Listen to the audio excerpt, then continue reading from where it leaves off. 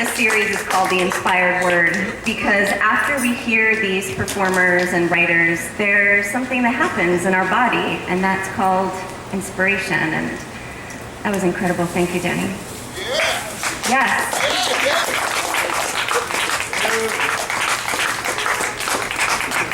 A native of East Tennessee, Verless Doran now lives and writes in New York with his wife and 2 daughters. His prose and poetry has been published in The Smoking Poet, Dogzplot Literary Journal, Riverbabble Review, the 13th Warrior Review, and many others, as well as the anthologies Heroin Love Songs and The Better Bombshell. He is the author of the short story collection The Tinker of Canaan and Some Dark Holler, the Appalachian Poems, available from Sugar Hollow Press. Please welcome Verless to our stage.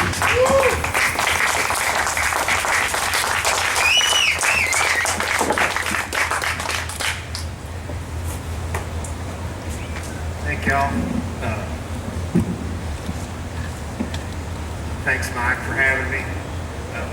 I used to collaborate with poets. Where I'm from, we only had one poet. He lived in an old van on Ridge Road. He'd throw rocks at you if you tried to talk to him. That was his poetry. No rocks at me. I'm going to read 3 poems from my new book, How Verless Came to Eat. It's how I met my wife, how I got to New York. We met on MySpace, you know.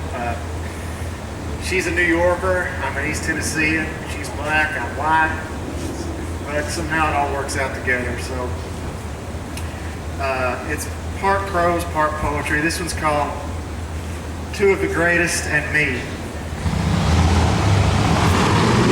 Van Gogh cut off his ear when he learned he had offended his only friend. He sold one painting, used to beg money for paints, used to paint over old paintings when he couldn't afford canvases.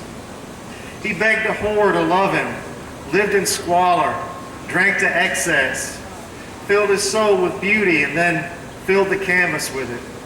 Every day, every goddamn day, until his fingers aching and stained with paint screamed at the touch of the brush, until his eyes strained against the light sent shards of white-hot glass into his brain, until he couldn't stand up straight anymore. Old Vincent. And Bukowski, living in dilapidated tenement houses and dingy motel rooms, smoking pieces of cigarettes plucked from ashtrays, laying up with whores and drinking, delivering the mail while others got famous, while others got rich, while others got red.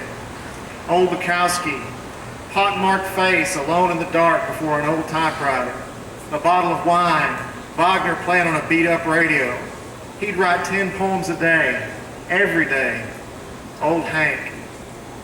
And me. I've been a skinhead, a punk, and a preacher, a husband, father, and adulterer. I've been a soldier and a fugitive. I've been slain, drunk, and baptized in the Holy Ghost. I can fish, skin a deer, gig frogs, and quote Homer. I've blown, been blown, and I have taken it in the ass. I've been lost in Tijuana, LA, New York, and in the darkness of Twisted Pines. I've got nerve damage in my right hand from bar fights with concrete and glass. I've loved hard, laughed hard, lived hard, been rode hard, and put up with. Twice I almost died by my own hand and once by the hand of God. I've met porn stars. I've lived with artists, hippies, bikers, Satanists, musicians, and regular people. I've broken all 10 commandments. I've had sex with strangers and strange sex with lovers. I've seen Tom Waits in concert. I've dated strippers, prom queens, bookworms, and girls who don't get titles. I've gone mad, been put away, had guns drawn on me. I've been locked up, tied down, and run over. I've scratched crude stories into dirt and onto the backs of strange flesh. I've turned sanitarium walls into notebook paper, and I've folded bar napkins into origami. I've been swimming in mud holes and dreamed theologies and drunk tanks. I've heard hobo songs from the lips of angels and lapped up honey from the bellies of lions. I've connected the dots of stars and formed new constellations at wrong angles. I've done a lot, but 10 poems a day?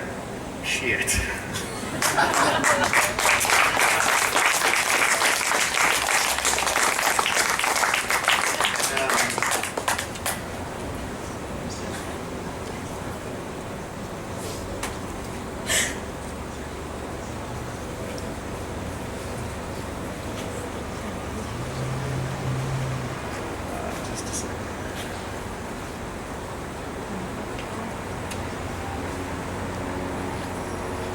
This is Sealantal's French Poets and Whispers. You shouldn't be with me, she said, pulling the covers up around her, looking away in that girlish way that was one of the 1,000 reasons he was there with her in the first place. Why not, he asked, reaching across her for the bottle, taking it and drinking. I've got a reputation, she said. Well, hell, he said, I've got one too. It's not the same, she said, shaking 2 cigarettes from the pack, lighting them both, handing him one the way she did, which was reason number 827. How ain't it the same, he asked, taking the cigarette and smoking. It's not the same for boys, she said.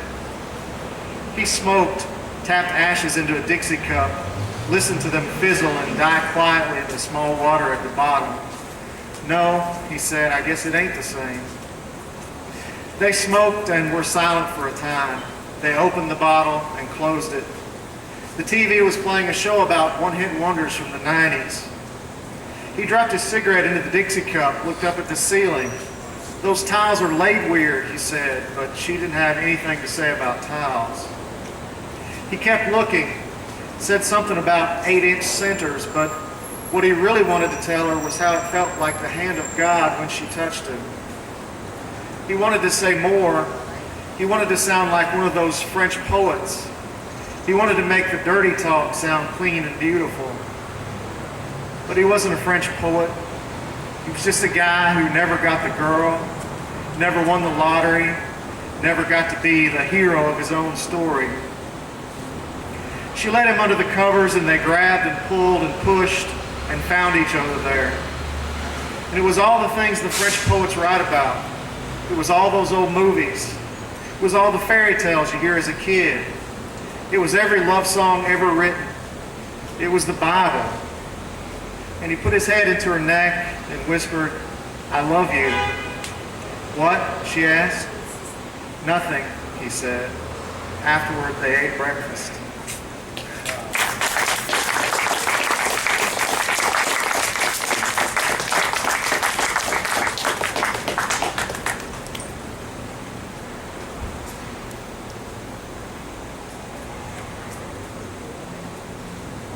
This is the piano lesson. I just wanted to play the piano, she said, but he had other things on his mind. Then she proceeded to tell what was on his mind and in his hands that afternoon so many years ago. I listened as hard as I could because she was crying when she told me, but I didn't know what to say. I wanted her to tell me his name so I could find out where he lived, drive that very night up to New York, find him and kill him, and his death would be complete. And on the way back, I would pull into a rest stop, wash his blood from my hands, pick his flesh from my teeth, and flush the dirty rags down the toilet where they belong. Then I would stop at the first piano store I came to, buy a piano on credit, or steal it. I would have stolen it if I had to. Strapped the thing down in the back of my little pickup and brought it home to her. He is dead, I would say. Now play for me. And, excuse me, she would play as she's never played before. And her fingers would drive him from her heart and from her head as my fists had driven his body from the world. And she would have played all night long while I sat and listened. But I didn't do or say any of that. All I could say was, I would have listened if I'd been there. And that seemed to be enough. Thank you. And just a couple of poems from my book, Some Dark Holler, the Appalachian Poems. It's poems I wrote about where I'm from. This one's called A Rambling Appalachian Fall. This time of year when things are not dead but dying, and the shadow of it is long and winding like the Tennessee River, and it gets on you and in you like Mama's peach cobbler, I tend to think on my people. I tend to think in certain ways, like how the houses don't smell like cornbread no more, not since the government started doing the cooking. It's all TV dinners and Chef Boyardee now, and they smell just like burning plastic and rust. And how around here ACT scores are low, but MRIs are high, and how my cousin Billy smashed his hand in a car door instead of studying. I think of how we stay up late and burn our trailers down at both ends. I think of how around here our preachers worship God with strychnine and snake venom. I think of how our poets blow their brains out at 26 and there doesn't seem to need to be a reason.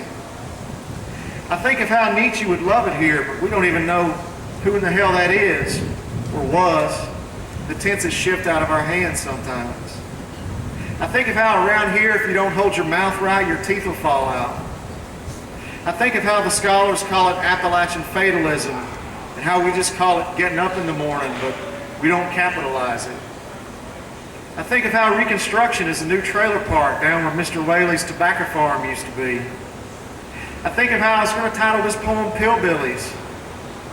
I think of how I don't know how to write poetry and how I can't organize my thoughts properly in this weather. I think of how if you weren't sexed in an early age, you damn sure know someone who was, or is, and how it usually happens around the same age you accept Jesus into your heart. I think of how the best part of us ran down the crack of our mama's ass, soaked into the back seat of a 1967 Pontiac, right next to the poet's brains, and how that joke never gets old. We laugh at it till we're blue in the face.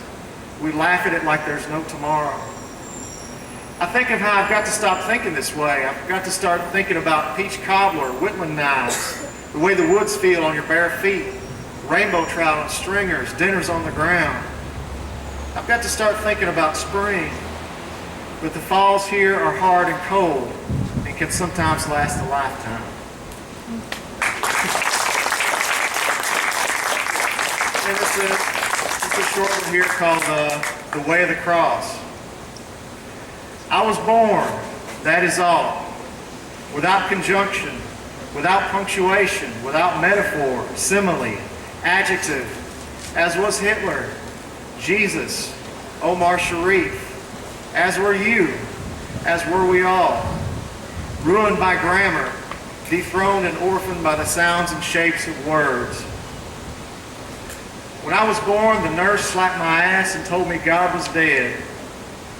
A bad cloud rose over the mountain, and Mama held me close, so close, and told me Jesus was coming soon. I learned to read riding down county roads, signs saying meth kills and abortion stops a beating heart, and see Rock City, and you will meet God, and let's talk about teen pregnancy, and God made them male and female, and learn to read, and free your lungs, and bail bonds, and God bless America. For 39 years, I've traveled this King's Highway, reading what was written by palsied hands, stuttering over simple words with never Jesus or help. Handmade crosses stitched together like homemade sin, with the names of the sainted dead piled up on guardrails and smashed against oak trees, markers for the drunk and speeding dead. I've never known what to believe or which way to go. The road signs have all been blown by twisted winds, and my latest sun is sinking fast, and I must needs go home by way of the cross, but it ain't nothing but homemade crosses on this road. And they don't tell you which way to go, but to go. And so I go. Thank you.